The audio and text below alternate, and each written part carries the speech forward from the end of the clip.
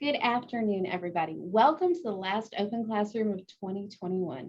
I'm Janet Gillow, the Director of Professional Development here at Washington University's Brown School.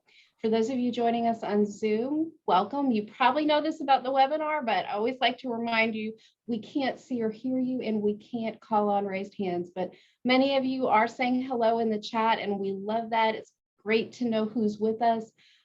So please do keep that up, and questions and comments are welcome throughout the program. We want to extend a special welcome to anybody joining YouTube, either the live stream that's going on right this minute, or perhaps viewing this recording later at a time that's convenient for you. Glad to have you with us and wanted to make you aware that we're not able to moderate Q&A through YouTube. So I want to take just a second to share what's coming up with Open Classroom before turning the microphone over and getting today's program started. So end of year, natural to be a little bit reflective. This is our 78th program that we have done together this calendar year.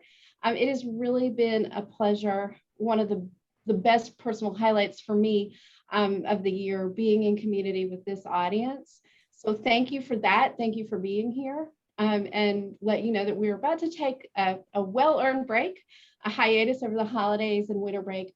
But we'll be coming back to you on Tuesday, January the 11th. Our first program of the new year will be on Medicaid expansion. Dr. Tim McBride is going to be talking to us. And this will be the first in our Brown School Curriculum Showcase that we're doing in the spring. Get ready and buckle up. Spring 2022 is going to be the busiest for us so far. We have usually 3 programs running a week and just a huge range of topics. So I'll throw a link in the chat. Most of that spring stuff is up and ready, and we would love to have you come back. And also, please do share these free programs as a resource to your professional network. But as you're about to hear, today's program really is a gathering of friends here on the panel and also in the audience. And it's my great pleasure to introduce my dear friend, Ryan Lindsay. He's Associate Professor of the Practice here, Chair of our Mental Health Concentration, and he's going to introduce our speaker, who's a longtime friend of his. Please take us away, Ryan. Thank you, Janet. Welcome, everybody. I have the pleasure of introducing my very good friend and now colleague, Kim Lackey, who is a Senior Director of Programs at Paraquad, Inc., which is a Center for Independent Living in St. Louis. At Paraquad, Kim is part of the leadership team that helps drive Paraquad's mission. She guides and directs a team of individuals working to influence public policy, empower individuals with disabilities to live independently, and create change that improves the lives of individuals with disabilities. Kim attended the University of Missouri, Columbia with me and received a Bachelor's of Science in History and Political Science, and then graduated from their law school in 2006 with her JD. She has worked on improving access to employment, healthcare, and public transportation and affordable, accessible housing for individuals with disabilities for almost 15 years. Welcome, Kim Lackey. We look forward to hearing from you, and feel free to begin your presentation. All right, good afternoon, everybody. Thank you, Janet, so much, and thank you, Ryan. I just want to say, I think this program, the Inclusive Perspectives series that you guys are putting on, is amazing. I checked out some of the earlier programs and was really excited to see the other topics discussing disability policy. So I am so honored to be able to add to that conversation today. And as you can see on the slide, this is an Inclusive Perspectives about increasing employment opportunities for people with disabilities. And so in the presentation, just a quick overview, I'm going to talk a little bit about Paraquad and the independent living movement, because that really is the lens through which I do all of my work and all my disability advocacy. So I think it's a really important foundation to have for this presentation. And then we're going to talk about the state of employment for people with disabilities back when the Americans with Disabilities Act was being first discussed and then passed. Then we're going to jump to present day employment landscape of people with disabilities and see where we are at now. And then after that, we're going to jump into discussion of some of the top barriers for employment and wrap up with a couple of initiatives that Paraquad and advocates are working on to help increase those opportunities for people with disabilities. So let's jump right into it.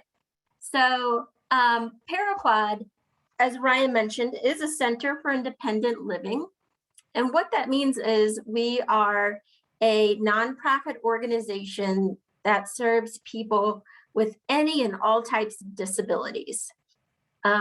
Our mission is to champion equity and independence for people with disabilities through services, education, partnership, and advocacy. We have a really amazing story of how we were founded by Max Starkloff in 1970. If you're not familiar with Max Starkloff, he was a tireless advocate for disability rights throughout his entire life. He was injured in a car accident in his early 20s and ended up in an institution for 12 years before he could really get into place the necessary supports and services that he needed to move back into the community. And along this journey, he actually created the first rendition of Paraquad in 1970. And we were one of the first 10 centers for independent living established in the United States. There are currently over 400 centers for independent living, and we are lucky to have 22 centers just here in Missouri. So there's a center for independent living serving every county in our state. They're wonderful resources if you are ever in need. So every center for independent living is required by federal law to be a center to provide 5 core services. And these are really near and dear to what we do as a center. So the first one is advocacy. And when we say advocacy, we might mean both individual and systemic advocacy.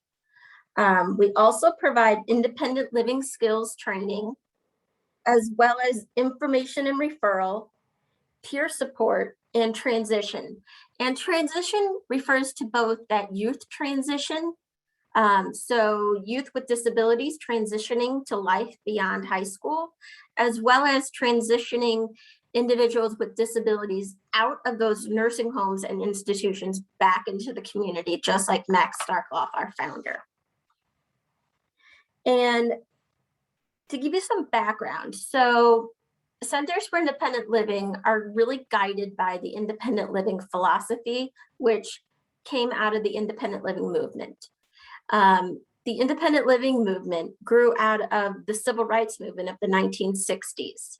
It's really based on a philosophy that people with disabilities are the best experts in their disability. They should have choice and control over their own lives and their own decisions, and really guided by the motto of nothing about us without us. It is also the idea that people with disabilities are not broken, they do not need to be fixed, and that is really society that creates the barriers for people with disabilities. So solutions come when you fix society and not the person with the disability. So let's jump right into 31 years ago, 1990, the Americans with Disabilities Act. This was the most comprehensive civil rights law that's ever been passed to address the rights and protections of persons with disabilities. As you can see the picture, President George H.W. Bush signed this into law on July 26, 1990. On the lawn of the White House. There was over 3,000 advocates on that lawn cheering him on. So it was a pretty momentous day for disability rights advocates. And the quote from President Bush, "Let the shameful walls of exclusion finally come tumbling down." So at the time, when Congress was discussing and debating the passage of the Americans with Disabilities Act, there was a lot of talk about what does this civil rights law, what are the goals of this civil rights law? What do we aim to accomplish with this particular piece of legislation? And in the actual findings and purpose of the ADA, you can see the language written that the nation's proper goals regarding individuals with disabilities are to assure equality of opportunity, full participation, independent living, and economic self-sufficiency for such individuals. So the four main goals of the ADA, and you can see the fourth one highlighted there, of economic self-sufficiency. And what this means in a nutshell is employment. Employment for people with disabilities. It's very hard, and I would say almost impossible to achieve that economic self-sufficiency if you do not have opportunities for employment. So let's look at what those opportunities for employment for people with disabilities looked like prior to 1990. It was said in one of the committee reports discussing the ADA that 2/3 of Americans with disabilities between the ages of 16 and 64 are not working at all.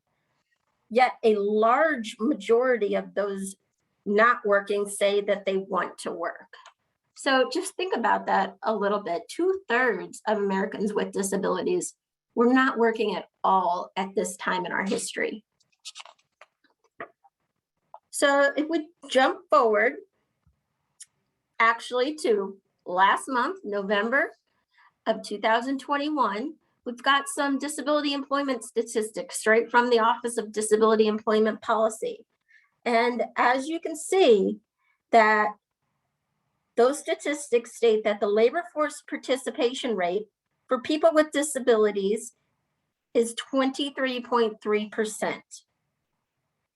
And the unemployment rate of people with disabilities is 7.7%.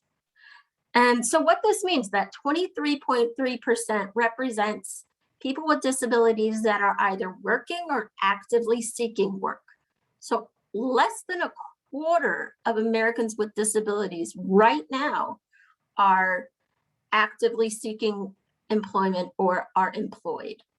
And out of that number, nearly 8% of them are unemployed.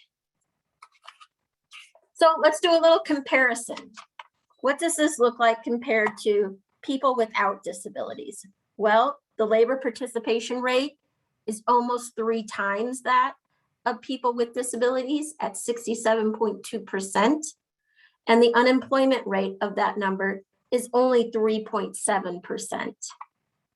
This is a huge disparity in employment between people with disabilities and people without disabilities. The 23.3% labor force participation rate it's every time I see a similar number like that, it's shocking to me how little progress that we have actually made in this country since the passage of the ADA, given that one of the main 4 goals of the ADA was to create that economic self-sufficiency. So only 23% of Americans with disabilities are even trying to get a job. Maybe they've given up, maybe they've faced some of the barriers that exist within this, which we're going to talk about here in just a little bit. There's a large variety of reasons why that number is so low. So there has been, as I'm saying, there has been so little change.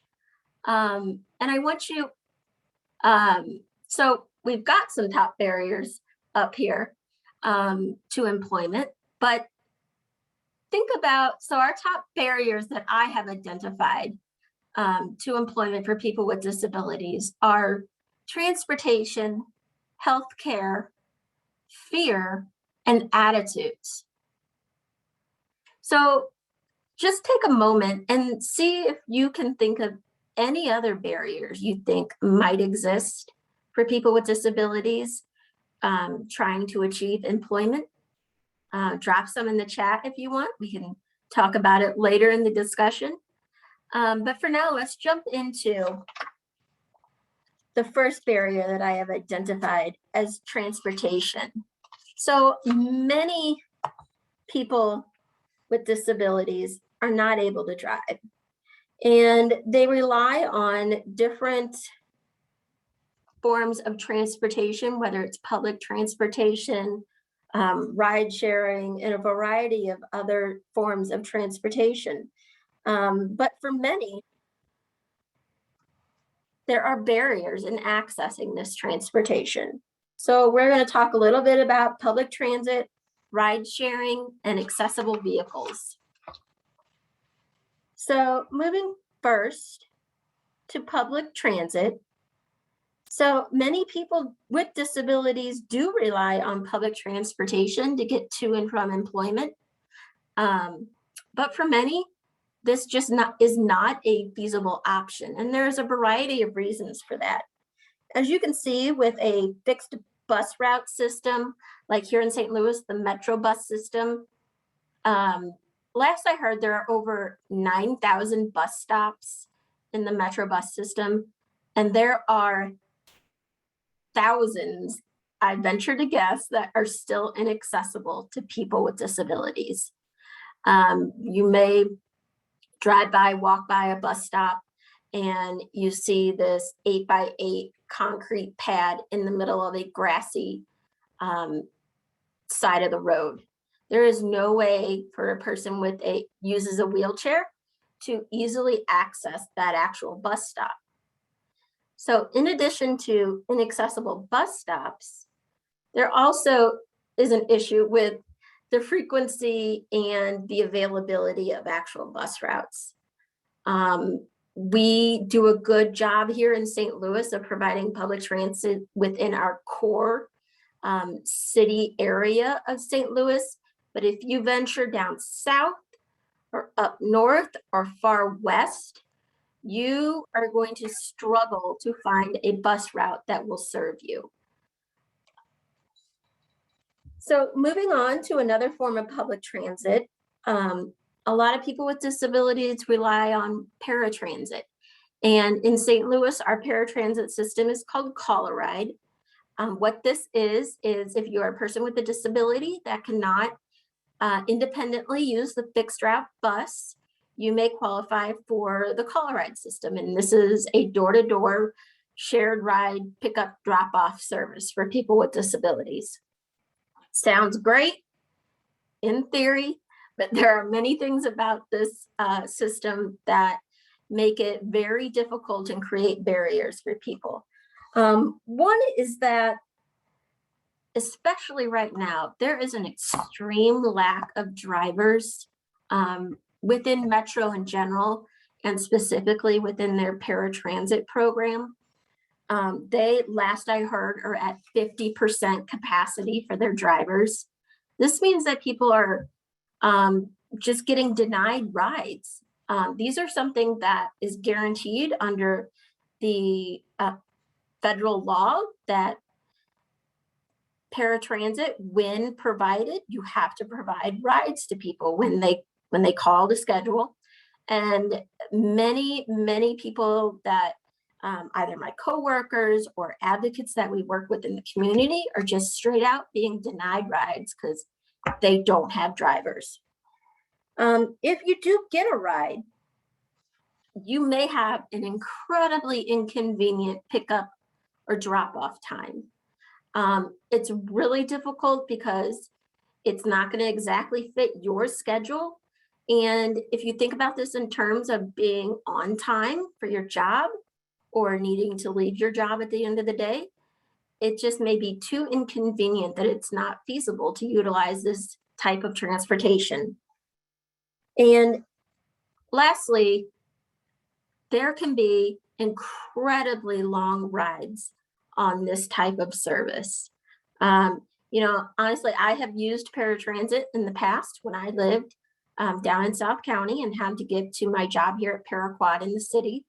And I there were times where when I was on that van for over an hour and a half one way, and it is just very difficult. And you can see how that can create barriers for people with disabilities who are trying to hold down their job and live their lives. So as we move on to ride sharing, so some of these ride sharing services like Lyft and Uber do provide a really great transportation option for a lot of people with disabilities. But for some, it still is not a viable option. The services could be too expensive, they could be inaccessible, or discriminatory. For instance, Uber only provides wheelchair accessible vans in 7 cities in the United States. And we are not lucky enough, St. Louis, to be one of those cities. So there are no wheelchair accessible vehicles in the Uber fleet here in St. Louis. Other instances is many riders that use either a manual chair, so they're able to transfer out of their manual chair into the car and fold up their chair and store it in the trunk. Or maybe they are an individual that's blind and they use a service animal. Many of these individuals have been denied a ride by Uber or Lyft drivers. There have been several lawsuits that have taken place regarding this discrimination, and it is a very serious problem. And finally, there's the most recent lawsuit against Uber deals with the fact that Uber has charged excessive fees and wait times for people with disabilities. So when your Uber ride pulls up and you get an alert that it's there, you have a certain amount of time to get out and get to the vehicle before you may start to be charged a wait fee. And sometimes it can take people with disabilities a little bit longer to get out to the vehicle. And in these circumstances, it is discriminatory to charge a late fee in that situation. So next, talk a little bit about accessible vehicles. So some people with disabilities, they can drive their own vehicle. They can get hand controls, get some modifications. But for a lot, even if they could, this is just not a reality. So think about the cost of a vehicle plus the cost of a modification to that vehicle. And some of these modifications can cost upwards of $10,000 to $20,000 on top of the cost of the regular vehicle. That puts that out of reach for many people with disabilities, making transportation one of the top barriers to employment for people with disabilities. So let's move on now to healthcare barriers. As you can see, healthcare creates barriers for people for employment for many reasons. There are access issues where the physical building of a doctor's office may not be accessible. There are issues with effective communication. And think about if you're an individual who is blind or low vision or someone who is deaf. You have those communication barriers with your physician or medical provider that don't always exist anywhere else.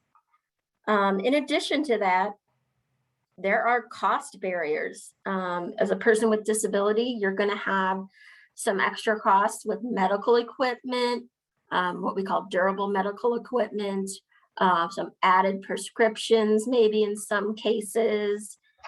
And then finally, coverage, health, just the actual getting coverage for either anything or specific things can be a barrier for people with disabilities. One I want to highlight is coverage for personal care assistance. So there are many individuals with disabilities who utilize what we call personal care assistance. So this is having someone come into your home and help you with different activities of daily living that you cannot do independently on your own.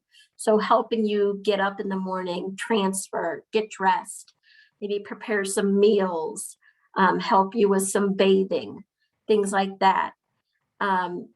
There are no healthcare plans out there that are employer sponsored that have this covered within them.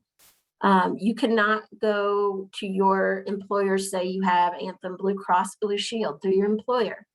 They're not going to have an optional service there for you to get personal care attendance covered under that healthcare. So that is a huge barrier for employment. That really, if you don't have the services that you need to help you just literally get up out of bed in the morning so you can go to your job, you're going to have to be making some hard choices. So the next barrier I want to talk about is fear. And when I say fear, what I'm referring to is fear that a lot of individuals with disabilities have about losing certain benefits that they might have.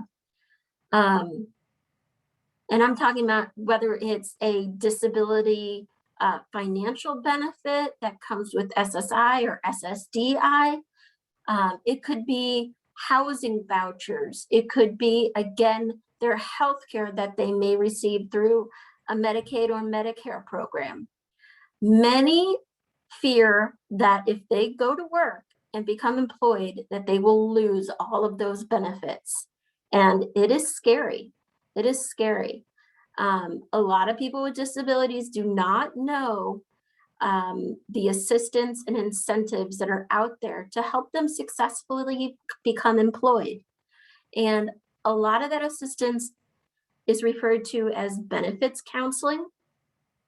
We have several of these programs here at Paraquad. We have our federal ticket to work program, and we have our WIPA, which is our work incentives planning and assistance program, and then just general benefits counseling. These are at different levels of intensity depending on where the individual with the disability is at in that employment journey. Are they just thinking about it? Do they want just a little bit of information, or do they really need to sit down and look at the whole picture and figure out what the benefits are going to be, what incentives they can take advantage of to successfully go to work or advance in their employment.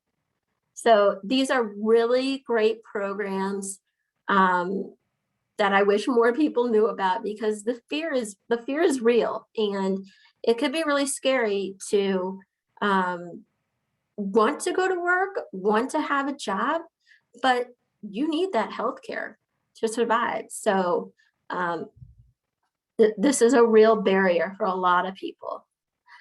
So then we'll move on to the last barrier that I'm going to talk about here today. And it is by far, in my opinion, and a lot of others, the biggest barrier facing people with disabilities seeking employment. And this is attitudinal barriers. Included in this are low expectations of people with disabilities. This comes from society as a whole. It can sometimes come from parents of children with disabilities, teachers, employers, holding on to those low expectations that people with disabilities are not going to be able to do a job as well as someone without a disability. In addition, there are a lot of misconceptions about employing somebody with a disability. People kind of shy away from it if they might think, again, that individual is not going to have the skills they need to do the job, or they might think that there's going to be some cost associated with maybe providing some reasonable accommodations and things like that. And finally, there are unconscious biases against individuals with disabilities.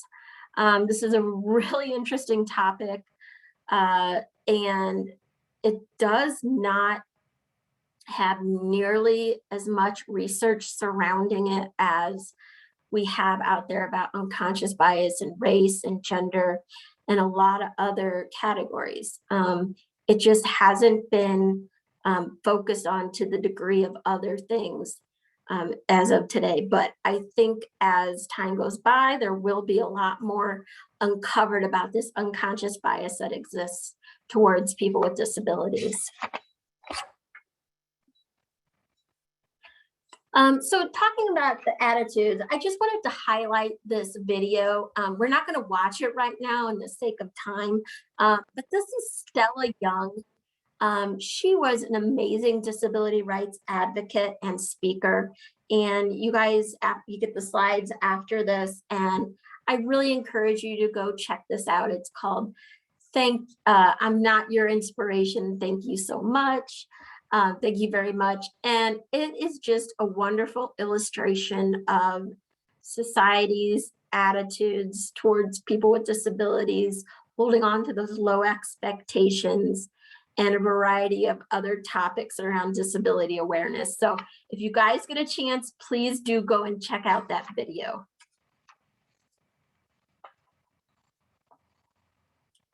So now that we've talked about some of the employment history and some of the top barriers facing employment for people with disabilities, what can we do to increase these opportunities? What can we do to make those numbers better than what they were 31 years ago? I'm going to talk a little bit about education and awareness, and really finish up with some systemic advocacy and a couple of initiatives that Paraquad is working on to increase employment opportunities for people with disabilities. So first of all, that education and awareness piece, it's crucial for all of us, for individuals with disabilities, as I referred to, educating yourself on the benefits counseling piece of things, for employers, for organizations, and I'm real quickly going to do a shameless plug here for Paraquad's accessible STL program. I think we move to the next slide there. So Paraquad's accessible STL program, it works with any and all organizations and businesses in the community to make them as accessible and inclusive as possible. And our #1 training that we provide is on disability awareness and etiquette. Just getting some information. And for us at Paraquad, it is usually the trainings, the presentations are done by people with disabilities. So you're getting that practical side of things. You're getting to ask an individual with a disability questions that you may have not felt comfortable asking in the past, things like that. And it's really just to open up that conversation and get people more comfortable with interacting with people with disabilities and becoming more aware of how to create a work environment that is welcoming to people with disabilities. So next, our systemic advocacy. So this is really what gets me fired up. So I've been in our public policy and advocacy department here at Paraquad for the majority of my career here.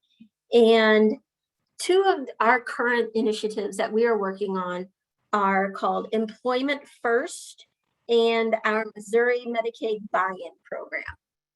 So we're going to get into more details about both of these. So Employment First. So what this is, it is really a framework for systemic change that is centered on the premise that people with disabilities are capable of the same work as those without disabilities. So an employment first policy is one that prioritizes competitive and integrated employment for working age people with disabilities in as the first and preferred outcome. So it does not get rid of any other options for support or any other options for employment opportunities. But what it does is, like I said, it really makes competitive integrated employment, which is employment for at least minimum wage in a setting with people with and without disabilities, that first and preferred option. And as you can see, there are many other states that have this type of employment first policy. 38 states already have an employment first policy. All of the states surrounding us, Arkansas, Kansas, Illinois, Indiana, have passed this type of similar policy and have then opened up these opportunities for employment, competitive integrated employment for people with disabilities. And we are working to have Missouri do the same. Currently, HB 1924 has been pre-filed in the legislature. It is a bill calling for employment first here in Missouri. And now we'll move on to the second initiative that I want to discuss. And this is a mouthful. So Missouri has a program, it's a Medicaid program called the Ticket to Work Health Assurance Program. And generally speaking, this is what we call a Medicaid buy-in program. So I'm going to refer to it as Medicaid buy-in. Many states have similar programs. They all look a little bit different, but in a nutshell, what they are, Medicaid buy-in programs, are programs, they're programs that allow people with disabilities to work, earn more than what is allowed under regular Medicaid income limits, and pay a monthly premium to buy into Medicaid. So in addition, this is the only health insurance, as I mentioned earlier. So Medicaid is the only health insurance that allows people with disabilities to access personal care services while working. So you, as mentioned before, you can't go to Blue Cross Blue Shield and say, hey, I would like to purchase the disability insurance package. It just does not exist. So that is what makes these types of Medicaid buy-in programs so crucial for people with disabilities accessing employment. They allow individuals to have a job, earn more than that very little Medicaid income limit that currently exists. Even that is even higher than what the new income limit is for Medicaid expansion. It's even higher than that. In Missouri is currently around 36,000, which isn't bad, but it's you know, it's very entry level. But they can work and they can pay a sliding scale monthly premium, and they can receive Medicaid coverage, which allows them to have insurance that pays for those personal care services that they need to be active and independent. So this program, we are working to make Missouri's Medicaid buy-in as robust as possible. We think this is a great win-win for people with disabilities and Missouri as a state. And so we have been advocating to increase this income limit for this program, so people with disabilities aren't stuck at that somewhat of an entry-level salary range of $35,000. So they can take promotions that are offered to them, so they can continue to advance in their careers, just like everybody wants to do. We're also advocating that spousal income up to $50,000 and retirement accounts of any kinds, 401ks, IRAs, all of those are not counted towards the eligibility requirements for this program.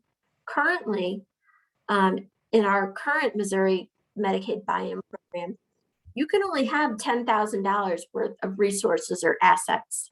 So if you have any kind of retirement account, retirement plan that goes over $10,001, you will lose access to this Medicaid buy-in program.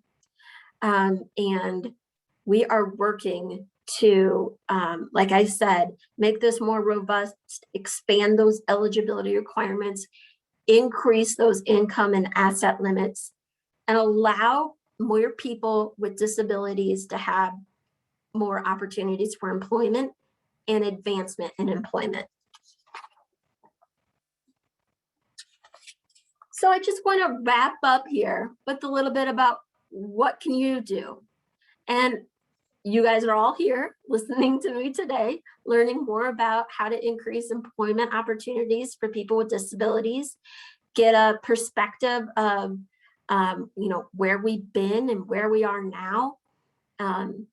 So that's the first step, educating yourself, talking to somebody with a disability, asking questions, reading some books or some articles written by people with disabilities.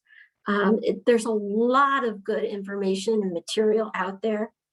And then last of all, get involved in policy change, whatever that looks like for you.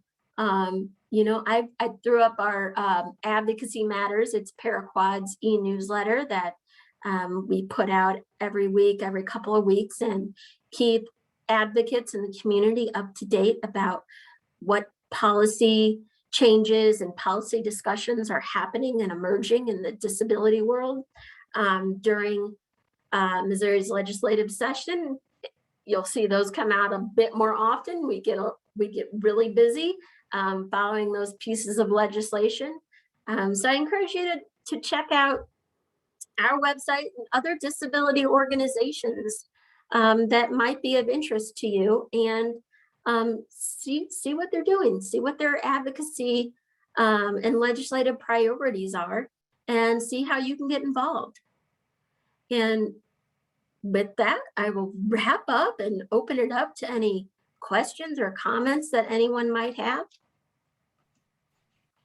Kimberly, thank you so much. This was fantastic. You covered a lot of ground. We have some questions from the audience already, and I was taking notes. And we want to encourage folks on Zoom to please feel free to add additional questions.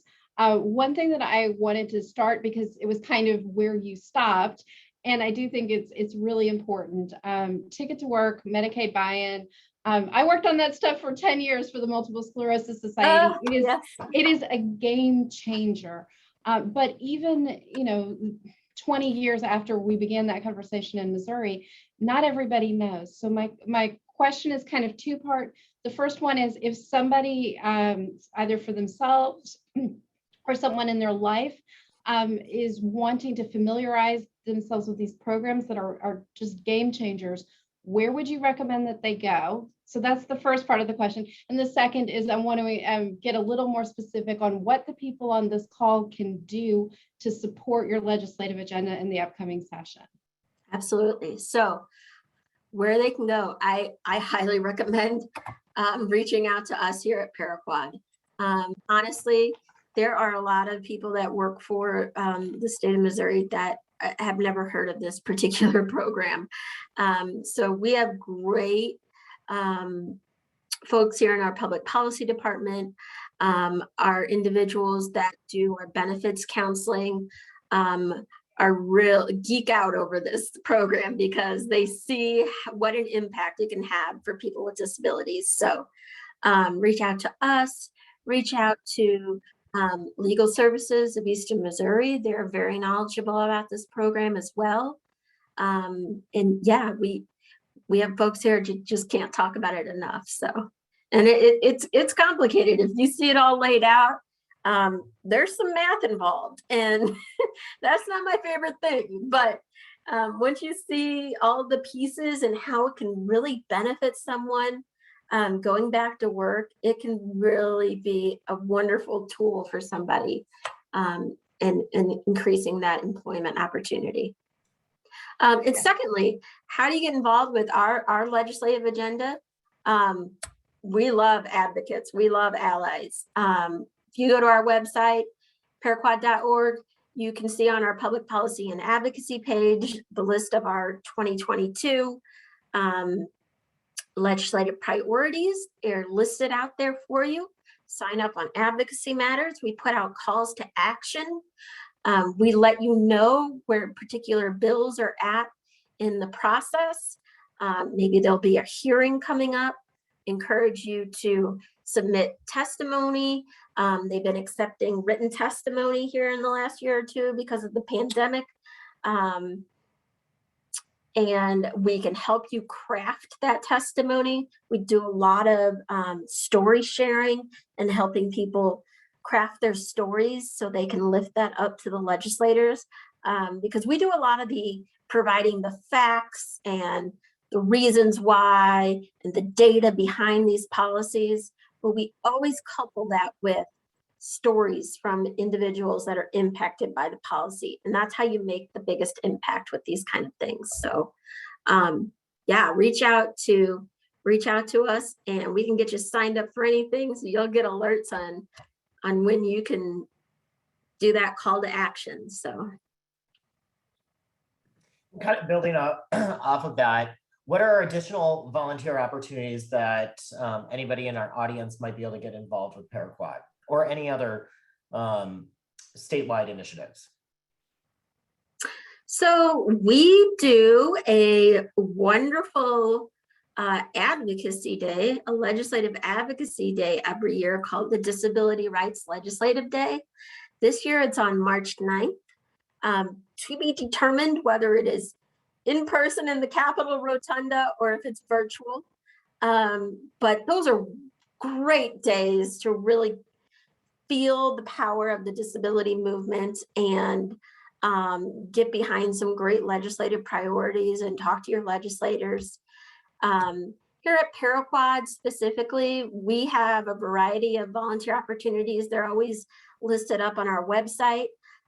We have a pretty cool equipment donation program where we take in pieces of equipment like manual wheelchairs, power wheelchairs, walkers, and a variety of other pieces of equipment that are donated to us. And then we donate them back out to the community free of charge. And we are always looking for volunteers to help sort of organize that inventory of equipment that we have. Maybe not the sexiest volunteer opportunity you can think of, but it's pretty cool to see just the large inventory that we have. And if you were to meet somebody coming in to pick something up and see how it's really gonna benefit that person, it's a pretty cool experience. I think anytime you volunteer and you get to see tangibly the impact of your time, that's pretty good. Yeah. Yeah. So I'm gonna hit you with two things. One's real quick. If somebody wanted to follow up with you because they have a question about something you've said, are you okay with us putting your email in the chat? Or absolutely, absolutely. So we'll do that in just a second. But earlier in your presentation, when we were talking about employment engagement with people with disabilities and really how discouraging those numbers haven't changed despite policy changes. So a member of our faculty, Dr. Jean-Francois Trani, is in the audience. He's a researcher, and he's a researcher specifically around things to do with disability. But he's curious about what we know about those numbers and sort of what's behind those numbers. So I recognize that may not be your field of expertise, but he's wondering aloud for all of us, why only 23.3% participation, and what are people doing with their time, and what's driving this sense of discouragement? So I recognize you're not a researcher, but anything you want to do to expand our understanding of those numbers would be wonderful.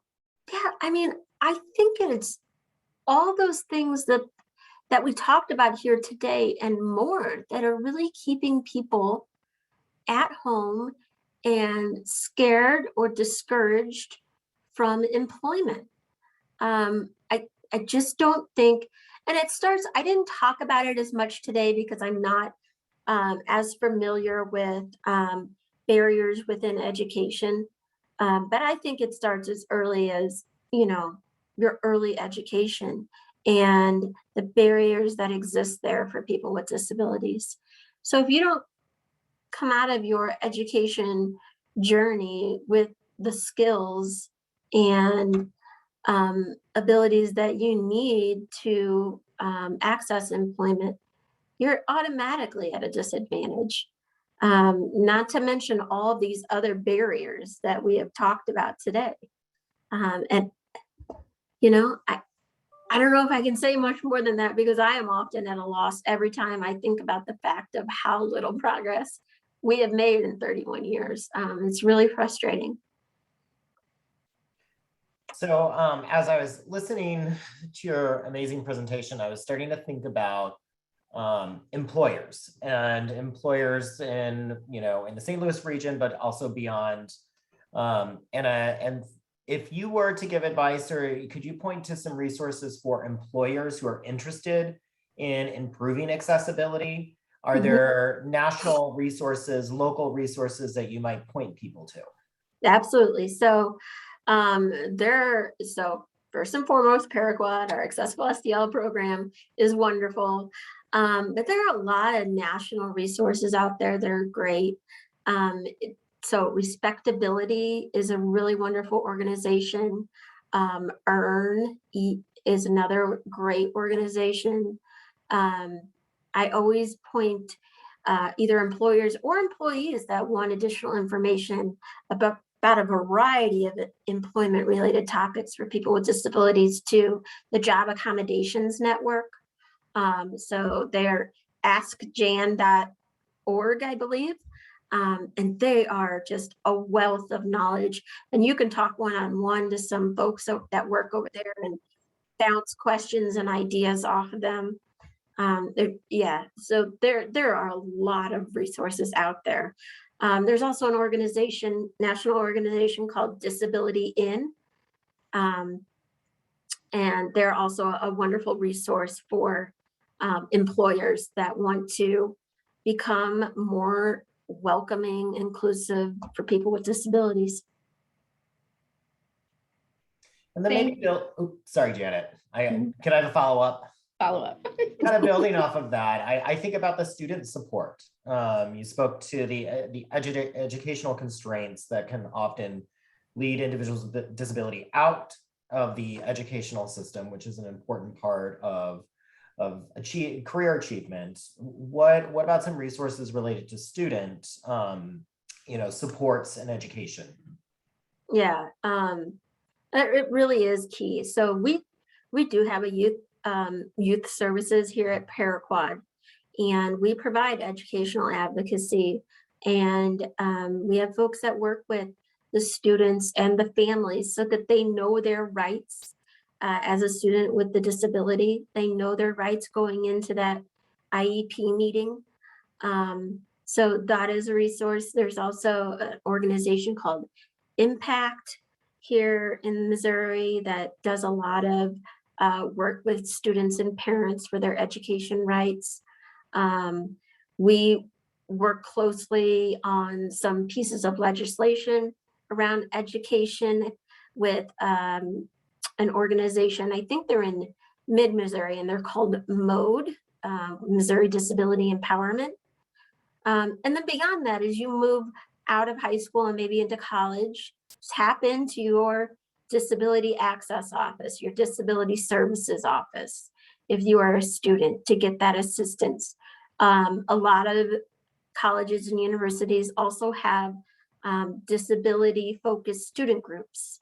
That can be really great for that peer support that we preach so much here at Paraquad.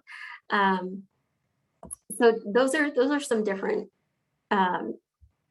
services that can help students and their families be more informed about their educational rights. Sounds good.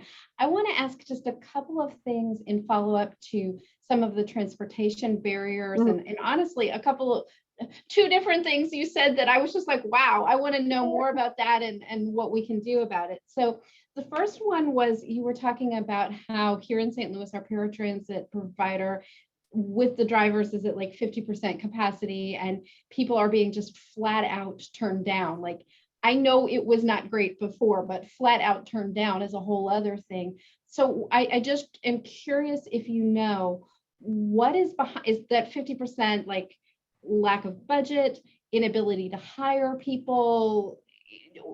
Why is it this bad right now? Yeah, that's a great question. I think it is just the inability to hire that the entire workforce market is experiencing as a result of COVID right now. It just has exacerbated that problem with Metro and their caller ride drivers. And this is an issue that we have recently thought a lot about, like, and struggled with, and came to the conclusion that we can't make drivers appear. Like we can't fix that problem that way. So what we are starting up here at Paraquad is more of an educational campaign around caller ride and the fact that there is an extreme driver shortage. So it's another story collection campaign of people that use caller ride and are impacted by this. And we will be sharing that out to the community, out to employers, out to medical providers, out to schools, so that they know if they have an employee, a student, a patient with a disability that uses caller ride to get there, they might have to cancel an appointment. They might be late. And we want to educate them on why this is the case, so they have a better understanding and can more appropriately respond to that situation.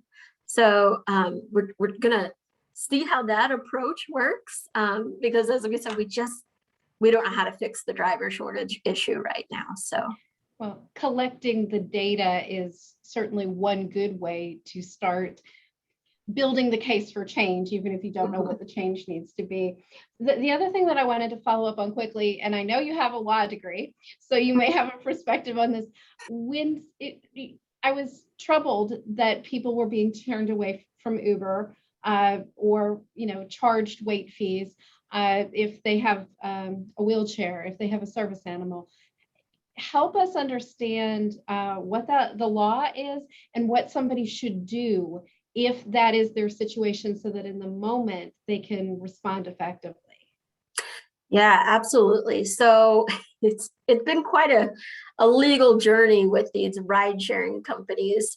And the fact that, the early arguments of them being a technology company, not a, ride sharing type of taxi company, and what the differences are between that.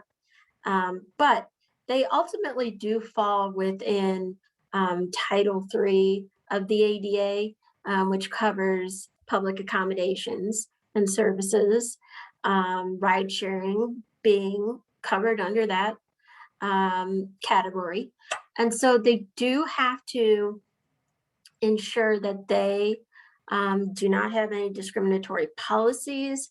There's actually nothing in this. So there's there's still quite the discussion on whether the wheelchair accessible vehicles fall under that or not, or a requirement under that or not.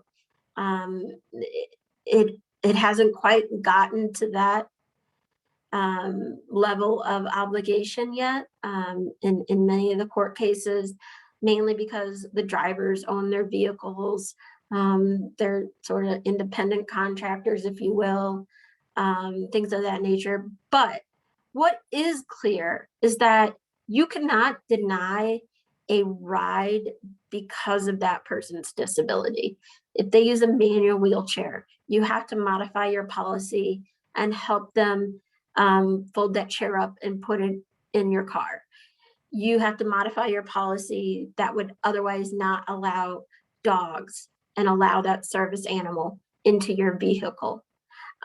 You have to modify that policy of charging a wait fee if it's a person with a disability that needs a little extra time to get out to your vehicle. So things like that, in requiring those modifications to your policies and procedures, are pretty clear within these ride sharing programs as a legal obligation. Again, with the accessible vehicles, haven't quite gotten there yet, but man, I hope they do. My husband uses a power wheelchair, and we have used wheelchair accessible Ubers in Chicago. It's a game changer. It's incredible. Thank you, Kim, so much for sharing all of your wisdom, your knowledge, your passion, and all the work that you and Paraquad are doing to advance independence and equity for individuals with disability. So I'm aware of time, and I want to give you an opportunity for a final last thought, closing remark for our audience. You know, I just want to thank all of you for allowing me to chat with you today and share this information, and just encourage you to get out there and follow what you're passionate about. And in my line of work in the independent living movement, advocacy, advocacy, advocacy. So thank you all so much. Thank you, Kim. Thank you, Ryan. Thanks to our audience. This has been a wonderful, inspiring conversation, and just a pleasure to be with you all today. We're at time, so we're going to wish everybody a very happy, healthy, safe holiday season and into the new year, and hope to see you again at another open classroom very soon. Please take care, everybody. Bye now.